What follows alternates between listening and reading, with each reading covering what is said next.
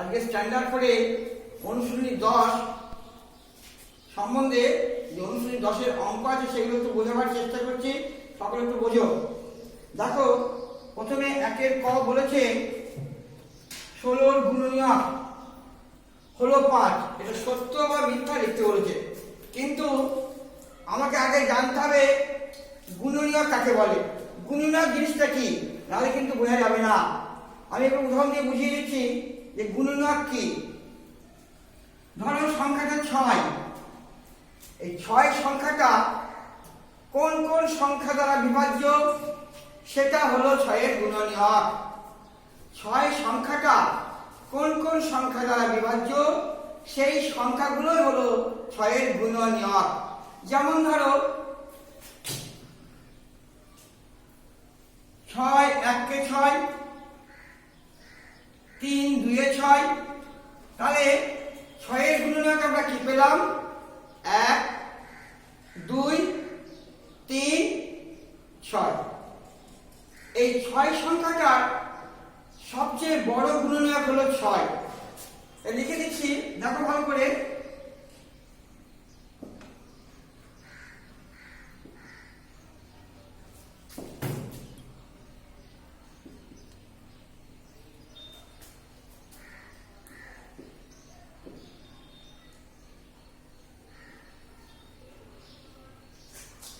তাহলে 6-এর বড় গুণনীয়ক 6, আর যে কোনো সংখ্যার গুণনীয়ক হচ্ছে 1। একটা হলো প্রত্যেক সংখ্যার ক্ষুদ্রতম গুণনীয়ক, 1 হলো প্রত্যেক সংখ্যার ক্ষুদ্রতম গুণনীয়ক। আর যে সংখ্যাটা বের করব সেই সংখ্যাটাই হলো ওই সংখ্যারই বড় গুণনীয়ক। তবে গুণনীয়ক সম্বন্ধে ধারণা হলো। তাহলে এবার বুঝতে পারবে যে 6-এর একটি গুণনীয়ক হলো 5। হবে কি? এটা হবে না, কারণ 6-এর গুণনীয়ক 5 এখানে নেই। যদি বলতে 6 হবে তাহলে হবে। এবার বইয়ে বলেছে 16-র একটি গুণনীয়ক হলো 5। 16-কে কিন্তু 5 দিয়ে ভাগ করা যায় না, তাহলে এটা মিথ্যা হয়ে যাবে। তাহলে উত্তর হবে মিথ্যা। 25-এর ক্ষুদ্রতম গুণনীয়ক হলো 1। আমি আগেই বললাম যে কোনো সংখ্যার ক্ষুদ্রতম গুণনীয়ক 1 হবে, তাহলে এটা উত্তর ঠিক হবে, এটা সত্য লিখতে হবে। 12-র বৃহত্তম গুণনীয়কটি হলো 12। আবার এর আগে বললাম যে কোনো সংখ্যার গুণনীয়ক সেই সংখ্যাটি সবচেয়ে বড় গুণনীয়ক, তাই 12-র বৃহত্তম গুণনীয়ক হলো 12, এটাও সত্য লিখব। এবার ঘয়ের অঙ্কটা পরস্পর মৌলিক সংখ্যা। 8 ও 9 সংখ্যাটি হলো পরস্পর মৌলিক সংখ্যা, এটা সত্য হবে না মিথ্যা হবে। তবে পরস্পর মৌলিক কাকে বলে এটা কিন্তু আমাদের জানতে হবে, এটা একটু বুঝে নাও। 8-এর গুণনীয়ক বের করব।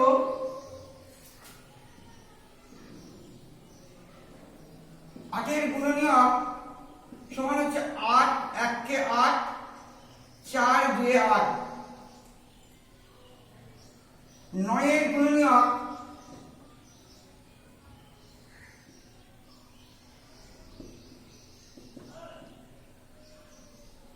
9 1-কে 9,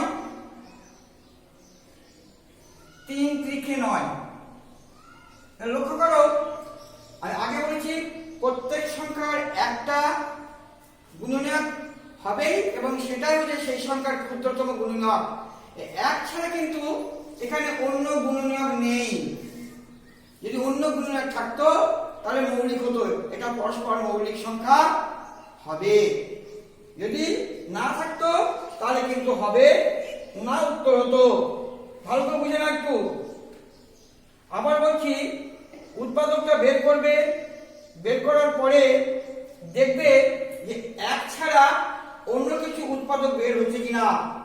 যদি বের না হয় তাহলে উত্তর হবে সত্য বা ঠিক। যেমন এখানে 8 ও 9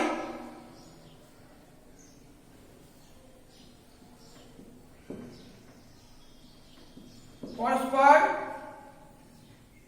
মৌলিক। হয়ে গেল, এই জানতে হবে, না জানলে উত্তরে বের করা যাবে না। এবার ইংরেজি আছে গুণিতক। গুণিতকটা তুলনার কোনো তুলনামূলকভাবে এর থেকে একটু সহজ বলেই মনে হয়, কারণ গুণিতক হচ্ছে যে সংখ্যাকে গুণ করে পাবো। যেমন এখানে বলেছে 5-এর একটি গুণিতক হলো 12, 5কে 1 দিয়ে গুণ করলে 5 হয়, 5কে 2 দিয়ে গুণ করলে 10 হয়, 5কে 3 দিয়ে গুণ করলে 15 হয়। তাহলে 12 কিন্তু আসছে না, তাহলে 5-এর গুণিতক 12 নয়, এটা মিথ্যা হয়ে যাবে। কেমন করে গুণিতক বার করে? 5 গুণিত 1 সমান 5, এটা মুখে মুখে করতে পারো, লিখেও করতে পারো। 5 গুণিত 2 সমান 10, 5 গুণিত 3 সমান 15, এইভাবে 3, 4, 5 গুণিতক অসংখ্য। গুণনীয়কের সীমাবদ্ধ থাকে, গুণনীয়ক একটা নির্দিষ্ট সংখ্যায় হবে, কিন্তু গুণিতকের কোনো শেষ নেই, অসংখ্য গুণিতক। 5কে 1 দিয়ে গুণ করে, 2 দিয়ে গুণ করে, 3 দিয়ে, 4 দিয়ে, 5 দিয়ে, পরপর যত সংখ্যা দিয়ে গুণ করতে যাবে এর গুণিতকের কিন্তু শেষ হবে না। তাহলে এইভাবে উত্তরগুলো বের করতে পারবো যে 5-এর একটা গুণিতক হলো 12, তাহলে এটা মিথ্যা হবে। আবার বলছে 13-র অসংখ্য গুণিতক আছে। হ্যাঁ, একটু আগেই বললাম যে গুণিতকের শেষ নেই, তাহলে যদি বলা হয় যে 13-র অসংখ্য গুণিতক আছে, এটা লিখতে হবে সত্য। হয়ে গেল। এবার 2 নম্বর অঙ্কে আসছি। এখানে সাধারণ গুণনীয়ক বের করতে বলেছে। তাহলে গুণনীয়ক বুঝলে আগে 6-এর গুণনীয়ক কেমন করে বের করলাম। এবার দেখো 2 অঙ্ক আসছি, ভালো করে বোঝো।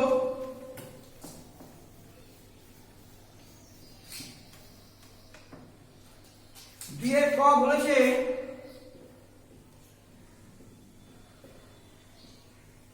6 ও 9 এই সংখ্যাগুলি সাধারণ গুণনীয়ক বের করো।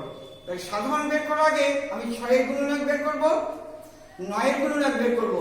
6-এর গুণনীয়ক কি হবে?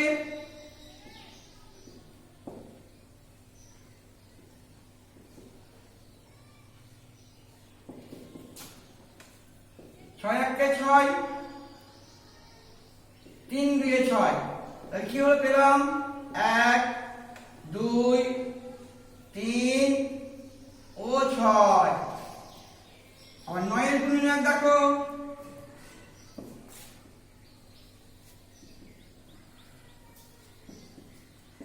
কি হবে? 9 1 9, 3 3 9, তাহলে কি হলো 1 3 ও 9, দুটো 3 লেখার দরকার নেই। সাধারণ বলে দেখো, সাধারণ বলতে কি বুঝি? দুটোর মধ্যেই যে সংখ্যাগুলো আছে সেইগুলোই আমরা সাধারণ ভাববো বা বলবো। যেমন দেখো এর মধ্যে 1 আছে, এর মধ্যে 1 আছে। আগে বলেছি, আবার বলছি, যে কোনো সংখ্যার গুণনীয়ক 1 হবে এবং সেই একটাই হচ্ছে সেই সংখ্যার ক্ষুদ্রতম গুণনীয়ক, আর সেই সংখ্যাটা হচ্ছে ওই সংখ্যারই সবচেয়ে বড় গুণনীয়ক। তো 1 এখানে সাধারণ গুণনীয়ক হলো, 3 হলো, তো আর কিন্তু 2ও মিলছে না, 6ও মিলছে না। অতএব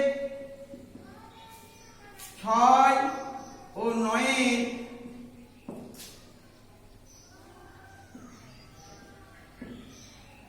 সাধারণ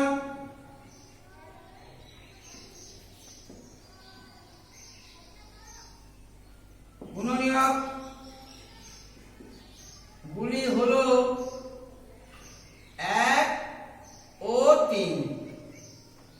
এইভাবে প্রত্যেকটা সংখ্যার গুণিতক আলাদা করে, গুণনীয়ক আলাদা করে বের করতে হবে। যে দুটো গুণনীয়কের মধ্যে যেগুলো সাধারণ হবে, মানে এর মধ্যে যেগুলো পাবো আবার এর মধ্যেও যেগুলো পাবো সেগুলো আমরা সাধারণ বলে জানবো। এইভাবে প্রত্যেকটা বার করবে। তারপরে 3-টা দেখো বলেছে নিচে সংখ্যাগুলি পরস্পর মৌলিক কিনা দেখো। এর আগেই বললাম যদি গুণনীয়ক দুটো সংখ্যারই 1 হয়, অন্য সংখ্যার সাধারণ গুণনীয়ক না বের হয়, তাহলে সেটা পরস্পর মৌলিক হবে। আর যদি অন্য সংখ্যা বের হয় তাহলে হবে না। 3-এর কটা বুঝিয়ে দিচ্ছি আর 3-এর ঘটা বুঝিয়ে দিচ্ছি।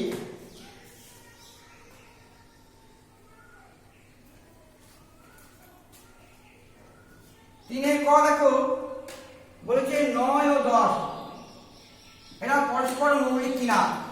তো আমরা জানি 9-এর গুণনীয়ক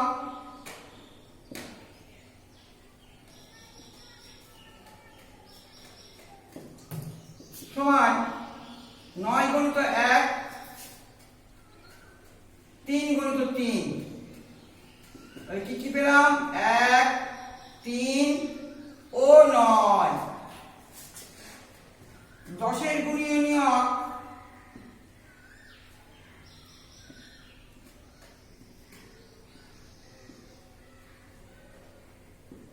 সমান 10 1 10 5 দিয়ে 10 কি পেলাম?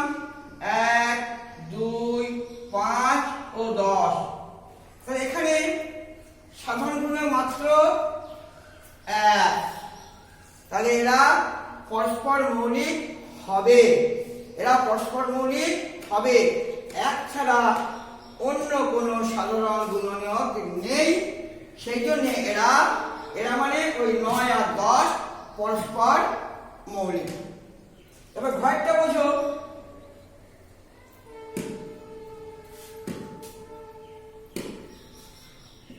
30 আর 24। 30-এর গুণনীয়ক কি? 30 1 কে 30, 15 2 এ 30, 10 3 এ 30, 6 5 এ 30। 30-এর অনেকগুলো গুণনীয়ক বের হলো, ভালো করে লক্ষ্য করো।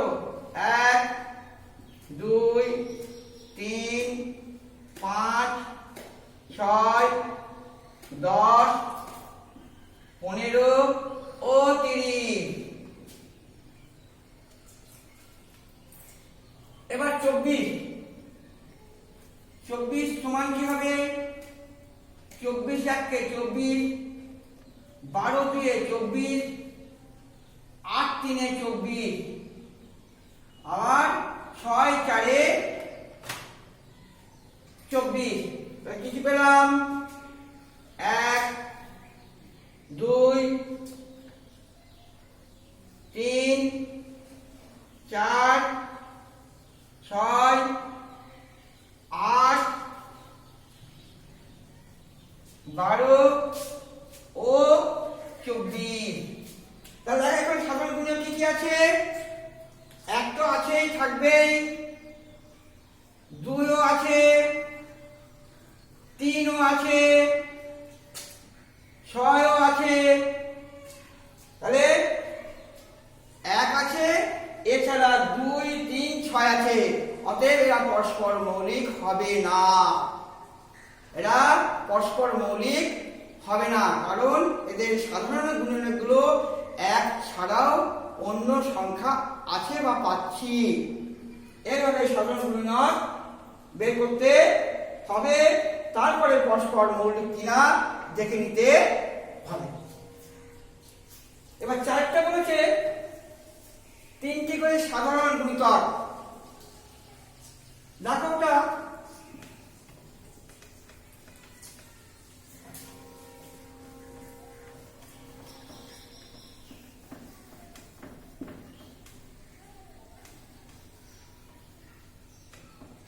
আগে বলেছি গুণিতকের কিন্তু শেষ নেই। 4-এ একটা 2 দিয়ে বুঝিয়ে যাচ্ছে, একটা 3টে সংখ্যা দিয়ে বুঝিয়ে দেবো। 4-এর ক 6 ও 9।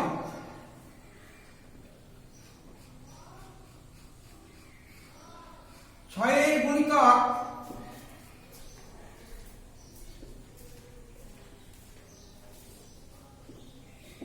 সমান 6 কে 1 দিয়ে গুণ করে যেতে হবে, 2 দিয়ে গুণ করে যেটা পাবো, 3 দিয়ে গুণ করে যেটা পাবো, 4 দিয়ে গুণ করে যাবো, সেইগুলো হচ্ছে গুণিতক। যেমন 6 কে 1 দিয়ে গুণ করলে 6, 6 ভাই নামটা বলতে পারো মোটামুটি। 6 2 এ 12, 6 3 18, 6 4 এ 24, 6 5 এ 30। খুব বেশি বার করবে না প্রথমে, প্রথমে দেখে নেবে যে সাধারণ গুণিতকটা পাচ্ছি কিনা, পেয়ে গেলে আর বার করার দরকার নাই।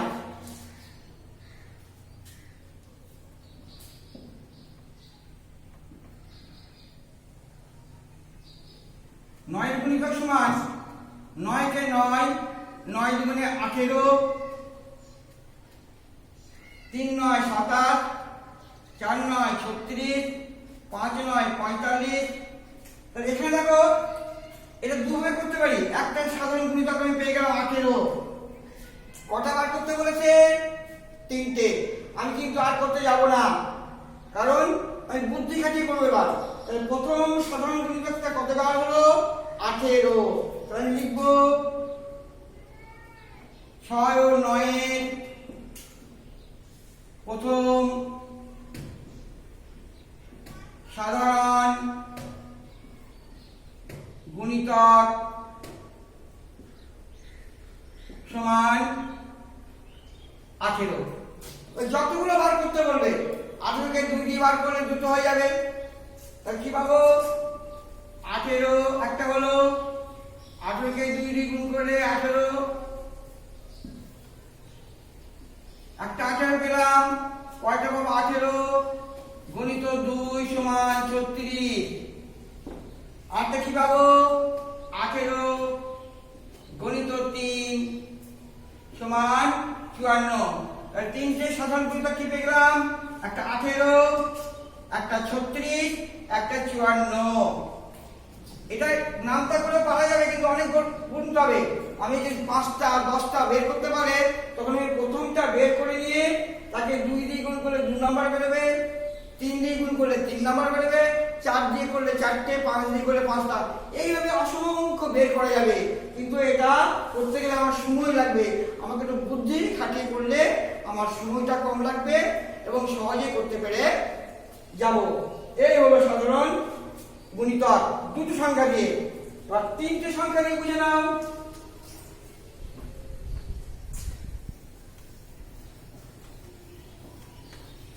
একই নিয়মে হবে, ওটা 3টের মধ্যে থাকতে হবে। যেমন ধরো 2 3 4। 2 এর গুণিতক কি?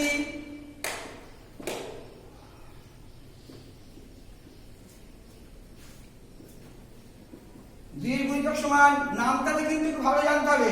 যদি বড় বড় সংখ্যা দেয় 18 19 20 22, নামটা না জানলে কিন্তু হবে না। অবশ্যই মনে রাখবে, নামটা কিন্তু মুখস্থ রাখতে হবে। একদম নামটাটা মুখস্থ করে ঠোঁটে চিপস ভরে রাখতে হবে নামটা। যেমন মোবাইলে চিপস ভরে রাখো, ওরকম নামটা কিন্তু ভালোভাবে চাই, তাহলে কিন্তু বড় সংখ্যা দিলে অসুবিধা হয়ে যাবে। 12 গুণিতক হয়েছে। এবার 2 এর গুণিতক 2 1 কে 2, 2 দিয়ে 4, 3 দিয়ে 6, 4 দিয়ে 8, 5 দিয়ে 10, 6 দিয়ে 12, 7 দিয়ে 14, 8 দিয়ে 16, 9 দিয়ে 18, 10 দিয়ে 20 হলো। এবার 3 এর গুণিতক দেখো,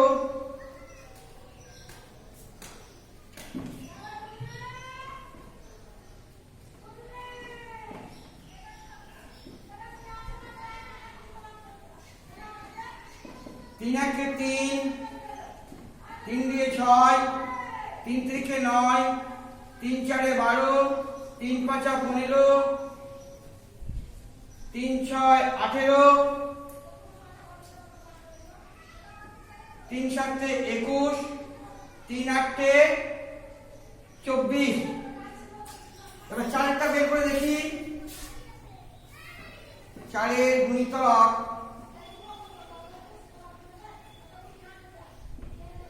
সমান 4 1 কে 4, 4 দিয়ে 8, 4 3 12। ভালো করে লক্ষ্য করো, আমরা কিন্তু প্রথম সাধারণ গুণিতক পেয়ে গেলাম। কোন সংখ্যাটা পেলাম? এই 12টা।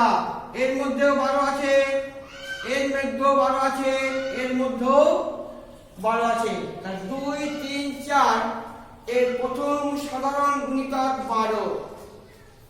আমার বলছি শোনো, 2 3 4 এর প্রথম সাধারণ গুণিতক 12।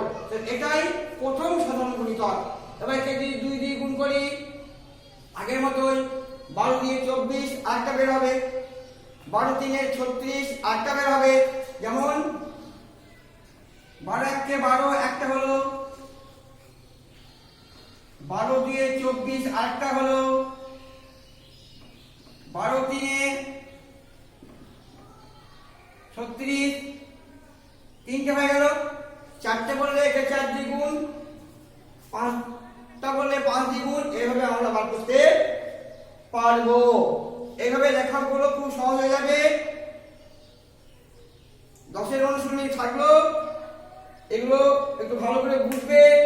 পরের দিন 11 এইটা ভালো করে বুঝবে। আর অবশ্যই 36 পাতা দেখবে প্রথম পাঠ সাধারণ গুণিতক, সাধারণ গুণিতক, গুণনীয়কের বৈশিষ্ট্য, উদাহরণ দেওয়া আছে, ওগুলো একটু ভালো করে পড়বে। আবার 38 পাতা দেখবা গুণিতকের বৈশিষ্ট্য দেওয়া আছে। 38 পাতা খুলবা, গুণিতকের বৈশিষ্ট্য দেখবা দেওয়া আছে 1 2 3 4 উদাহরণ দেওয়া আছে। এগুলো একটু ভালো করে পড়ে নেবে, তাহলে বুঝতে একটু সহজ হবে।